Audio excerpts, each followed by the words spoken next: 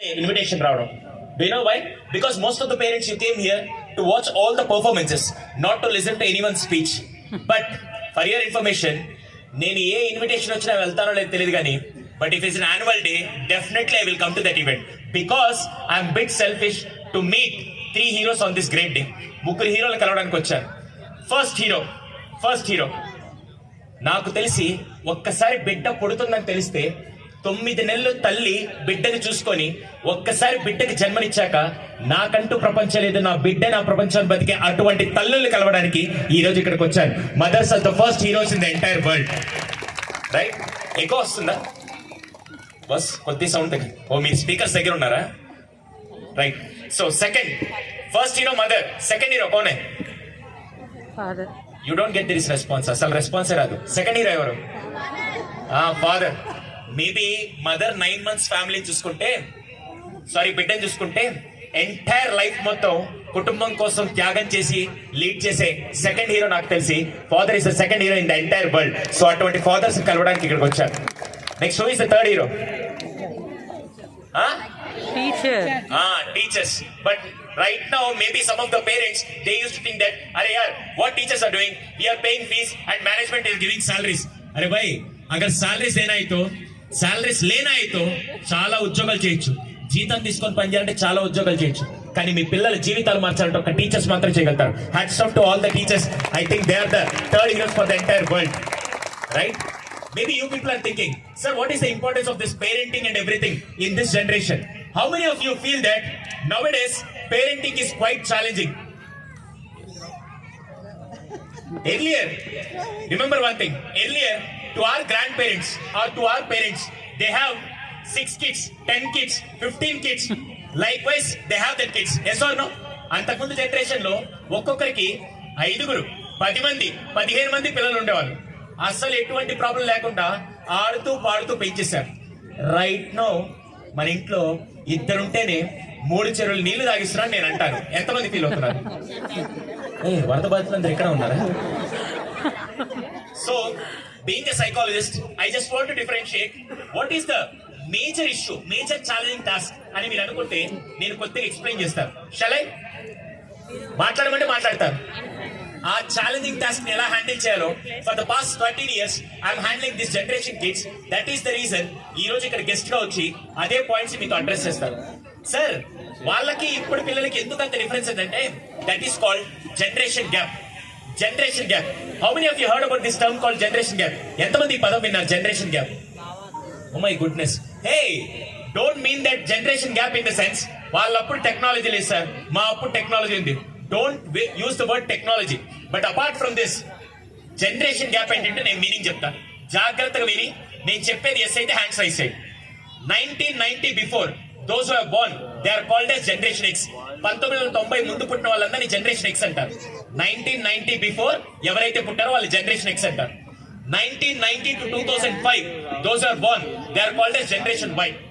1990 నుంచి 2005 వరకు ఎవరు పుట్టారో జనరేషన్ Y అంటారు. 2005 తర్వాత పుట్టిన అపర మేధావులు ఇప్పుడు మన ఇంట్లో ఉన్నారు కదా, వాళ్ళందరినీ జనరేషన్ జెడ్ అంటారు. Sir what is the difference between generation X, Y, Z అంటే X they have some characteristics. తెలుగులో దాన్ని లక్షణాలు అంటాం. సంవత్సరం పొడుగునా చదవాలి, పెద్దవాళ్ళకి గౌరవం ఇవ్వాలి, ఏది ఈజీగా రాదు, కష్టపడితేనే వస్తుంది, and we need to be very obedient అని ఆ క్వాలిటీస్ ఉండేవని నేను అంటాను. ఎంతమంది ఒప్పుకుంటారు? How many of you feel you belong to generation X? నేను జనరేషన్ ఎక్సే. ఓ కొంతమంది ఏజ్ కవర్ చేసుకోవాలి కదా, correct. Right, generation X. But when coming to generation Y there is a slight change in the characteristics. సంవత్సరం పొడుగునే చదవాలా? ఎందుకు? నెల చదివితే చాలదా? ఎందుకు అంత కష్టపడతావు? ఈజీగా ఏదైనా చూద్దాం. అమ్మా నువ్వు ఎందుకు అన్నింటిలో అంత కష్టపడతావు? ఇంకేమైనా ఈజీగా ట్రై చేద్దాం. పెద్దలకి రెస్పెక్ట్, ఫస్ట్ వాళ్ళు రెస్పెక్ట్ ఇస్తే తర్వాత నాకు నచ్చితే ఇస్తా, లేకుంటే ఇవ్వను అనే విధంగా there is a slight change in the characters. ఎంతమంది ఒప్పుకుంటారు? అసలు వీళ్ళు కాదండి ఇప్పుడు జనరేషన్ సెట్. వాళ్ళలో తెలుసా? సంవత్సరమా, నెల, ఎందుకు రేపు ఎగ్జామ్ అయితే ఈరోజు అయితే పోలా? అమ్మా నువ్వు ఎందుకు వంటిట్లో అంత కష్టపడతావు? 2 minutes లో స్విగ్గీలో ఆర్డర్ పెడితే ఫుడ్ వచ్చేస్తుంది అనే బ్యాచ్ ఇప్పుడు వచ్చారని నేను అంటారు. ఎంతమంది ఒప్పుకుంటారు? నిజమేనా? Hey, sorry to add one more point. అరే రెస్పెక్ట్ ఇవ్వచ్చు కదా. ఫస్ట్ ఆయన రెస్పెక్ట్ ఇవ్వను, తర్వాత నాకు నచ్చితే ఇస్తా, అడుక్కుంటే కూడా నేను ఇవ్వను అనే జనరేషన్ ఇప్పుడు ఉన్నారని నేను అంటాను. Right or wrong? అలాంటిది being a generation X parent, if your handling generation Z, that's quite challenging. అందుకే నేను మీకు ఒక 5 టిప్స్ చెప్తాను. చేతికి ఎన్ని వేళ్ళు ఉంటాయి చూపించండి, పర్లేదు. అవును, ఇందాక అంత చక్కగా instrumental performance. I feel extremely blessed to be here today because how many of your stage fear? ఎంతమందికి స్టేజ్ ఫియర్? చేతులు ఎత్తాలని కూడా ఫియర్ మీకు, నాకు తెలుసు ఆ విషయం. అవునా? చిన్నప్పుడు we don't have that facilities. That is what I'm discussing with ma'am also. చిన్నప్పుడు మన బతుక్కి మ్యాథ్స్, సైన్స్, సోషల్ ఈ సబ్జెక్టులు తప్ప మిగతా యాక్టివిటీస్ లేవు. అంత చక్కగా పిల్లలు తీసుకొని గిటార్ వాయిస్ అన్ని చేస్తుంటే లాస్ట్ లో చప్పట్లు కొట్టమంటే ఆ కొట్టడం ఏంటో నాకు అర్థం కావట్లేదు. ఒకసారి చప్పట్లు కొట్టండి అందరు. ఒక్కసారి మీకు స్కూల్లో ఎప్పుడు ఈ విషయం కోచింగ్ ఇవ్వలేదు అనుకుంటా. చప్పట్లు ఎప్పుడు ఎలా కొట్టాలి తెలుసా? అలా కొట్టకూడదు. ఎందుకు ఎనర్జీ కొట్టాలంటే not for the sake of their performance. దీనివల్ల 2 లాభాలు ఉన్నాయి. ఒకటి కైండ్ ఆఫ్ అప్రిసియేషన్, రెండోది when you're clapping all the blood veins are connected to this finger tips. Acupuncture గానీ మీరు ఏ డాక్టర్ దగ్గర ట్రీట్మెంట్కి వెళ్ళినా ఈ ఫింగర్ టిప్స్ ప్రెషర్ అప్లై చేస్తే హార్ట్ స్ట్రోక్ వచ్చే రేట్ చాలా తగ్గిపోతుంది. గుండెపోట్లు వచ్చే రేట్ చాలా తగ్గిపోతుంది. ఎవరైతే రోజుకి మినిమం 10 నుంచి 15 సార్లు చప్పట్లు కొడతారో వాళ్ళకి హార్ట్ స్ట్రోక్స్ రావు. ఇప్పుడు చప్పట్లు కొట్టండి. How selfish you are.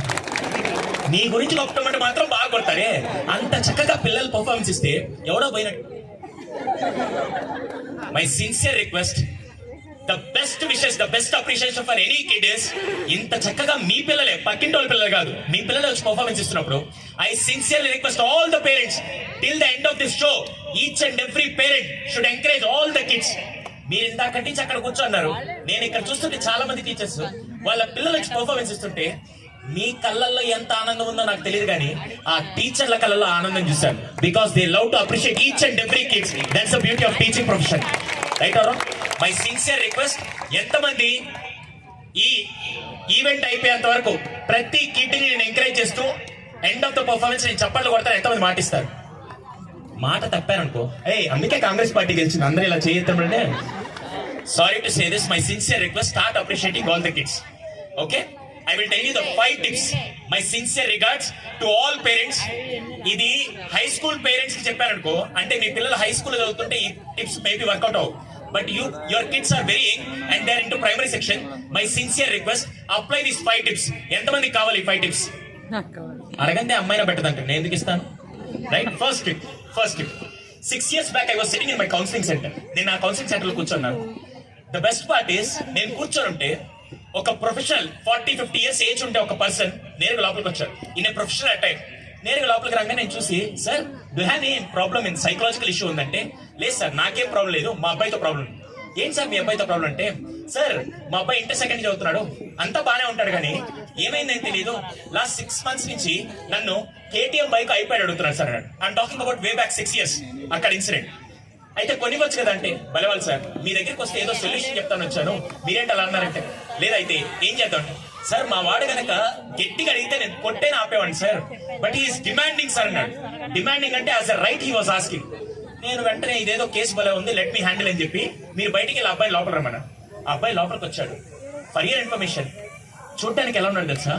Innocent కి ప్యాంటు షర్ట్ ఇస్తే ఎలా ఉన్నాడు అలా ఉన్నాడు. నేరుగా లోపలికి వచ్చి గుడ్ మార్నింగ్ సార్ అన్నాడు. అరే such an innocent fellow, me father నీ మీద కంప్లైంట్ ఇచ్చారని చెప్పి నేను ఒక్కసారి సర్ప్రైజ్ అయ్యి కూర్చోమనగానే చైర్ ప్రొఫెషనల్ లాక్కొని కూర్చున్నాడు.